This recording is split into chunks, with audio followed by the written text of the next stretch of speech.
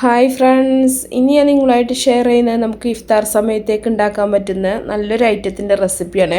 നമുക്ക് തരിക്കഞ്ഞിക്ക് പകരമൊക്കെ ഉണ്ടാക്കാൻ പറ്റും കേട്ടോ. നല്ല ടേസ്റ്റാണ്, കുടിക്കാനും എല്ലാവരും ഒരുപോലെ ഇഷ്ടപ്പെടും. അപ്പോൾ ഇതെങ്ങനെ ഉണ്ടാക്കുന്നത് നോക്കിയാലോ. ആദ്യം തന്നെ ഞാനൊരു സോസ് പാൻ അടുപ്പത്ത് വെച്ചിട്ടുണ്ട്. അതിലേക്ക് 2 ഇളനീർ വെള്ളം ഒഴിച്ചു കൊടുക്കുന്നുണ്ട്.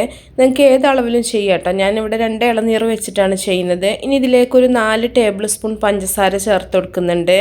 ഇനി അതുപോലെ തന്നെ ഒരു 8 ഗ്രാം ചൈന ഗ്രാസ് ഒന്ന് വെള്ളത്തിലൊന്ന് കുതിർത്തതിന് ശേഷം അതും കൂടെ ചേർത്ത് കൊടുക്കുന്നുണ്ട്. ഇതിന് പകരം നിങ്ങൾക്ക് ജലാറ്റിനും ചേർക്കാം കേട്ടോ. ഞാനിവിടെ ചൈന ഗ്രാസാണ് എടുത്തിട്ടുള്ളത്. കുറച്ച് സമയം ഒരു 5 മിനിറ്റ് ഒന്ന് വെള്ളത്തിലൊന്ന് കുതിർത്ത് വെക്കുക. അതിന് ശേഷമാണ് നമ്മളിതിലേക്ക് ചേർത്തിട്ടുള്ളത്. ഇനി നന്നായിട്ടൊന്ന് നമ്മളിന്ന് ചൂടാക്കിയിട്ടൊന്ന് അലിയിച്ചെടുക്കണം. ചൈന ഗ്രാസ് മുഴുവനും മെൽറ്റായതിന് ശേഷം മാത്രം നമ്മൾ തീ ഓഫ് ചെയ്യുക. അതിനുശേഷം നമ്മളിത് ഒരു പാത്രത്തിലേക്ക് അരിപ്പയിൽ ഒഴിച്ചിട്ടൊന്ന് മാറ്റി വെക്കുന്നുണ്ട്. നമ്മളിത് തണുക്കാൻ വേണ്ടിയിട്ട് മാറ്റി വെക്കണം കേട്ടോ. അപ്പോൾ ഞാനൊരു പാത്രത്തിലേക്ക് അരിച്ചൊഴിച്ചിട്ടുണ്ട്. ഇത് ഒന്ന് ചൂടാറിയതിന് ശേഷം നമുക്ക് ഫ്രിഡ്ജിൽ വെച്ചിട്ടൊന്ന് തണുപ്പിച്ചെടുക്കാം.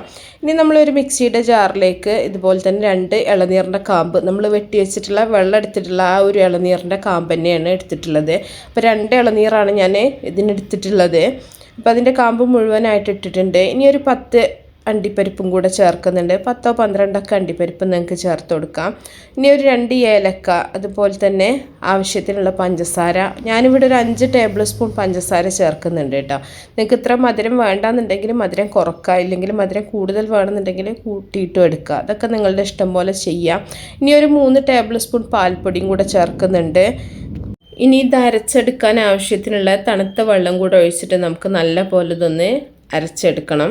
അപ്പോൾ അത് മുങ്ങിക്കിടക്കാൻ ആവശ്യത്തിന് വെള്ളം ഒഴിക്കുക, എന്നിട്ട് നമ്മൾ അരച്ചെടുക്കുകയാണ് ചെയ്യുന്നത്. അപ്പോൾ തണുത്ത വെള്ളം ഐസൊക്കെ ചേർത്തിട്ട് അങ്ങനെ വേണേലൊക്കെ നിങ്ങൾക്ക് ചെയ്യാം കേട്ടോ. അതൊക്കെ നിങ്ങളുടെ ഇഷ്ടം പോലെ ചെയ്യാം.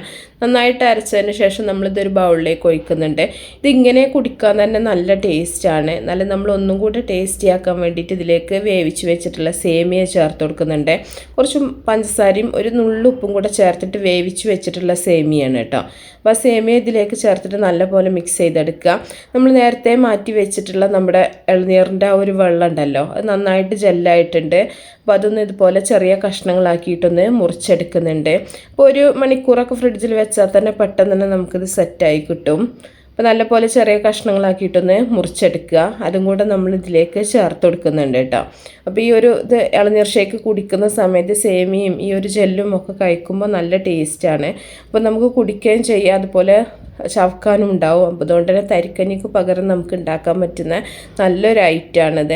എല്ലാവരും ഒന്ന് ട്രൈ ചെയ്ത് നോക്കുക കേട്ടോ. ഇനി ഇതിലേക്ക് നട്ട്സൊക്കെ വേണമെന്നുണ്ടെങ്കിൽ നിങ്ങൾക്ക് ചേർത്ത് കൊടുക്കാൻ ഞാൻ ചേർത്തിട്ടില്ല. ഇന്നത്തെ റെസിപ്പി എല്ലാവർക്കും ഇഷ്ടമായിട്ടുണ്ടാവും എന്ന് വിചാരിക്കണം. അപ്പോൾ ഇഷ്ടപ്പെട്ട തീർച്ചയായിട്ടും നിങ്ങൾ ലൈക്ക് ചെയ്യുക, അതുപോലെ ഷെയർ ചെയ്യുക, മാക്സിമം സപ്പോർട്ട് ചെയ്യുക. അപ്പോൾ നല്ല റെസിപ്പികളൊക്കെ ആയിട്ട് നമുക്ക് അടുത്തൊരു വീഡിയോയിൽ കാണാം. ഓക്കേ.